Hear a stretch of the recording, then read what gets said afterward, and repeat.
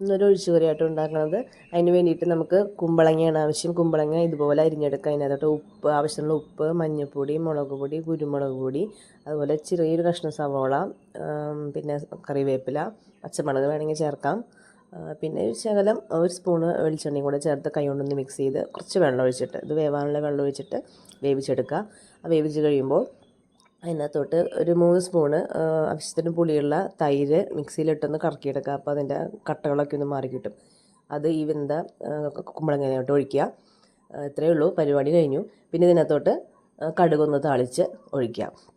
ഇച്ചിരി പുളിയുള്ള ഒരു കുമ്പളങ്ങ കറിയാണ്, കുമ്പളങ്ങ മോരൊഴിച്ച് കറി. നല്ല ടേസ്റ്റാണ്. അപ്പോൾ ഇതൊരു നമുക്ക് പപ്പടത്തിൻ്റെ കൂടെയോ അല്ലെങ്കിൽ ഒരു ഉണക്കമാന്തളൊക്കെ കൂടി ചോറിൻ്റെ കൂടെ കഴിക്കാനായിട്ട് നല്ല ടേസ്റ്റാണ്. പെട്ടെന്ന് എളുപ്പത്തിൽ ഉണ്ടാക്കി തീരാവുന്നതാണ്. ചെറിയ ഇൻഗ്രീഡിയൻസ് ഒക്കെ വേണ്ടു. അപ്പോൾ നേരെ ഇല്ലാത്ത സമയത്തൊക്കെ പെട്ടെന്ന് ഉണ്ടാക്കി തീർക്കാവുന്നതാണ്.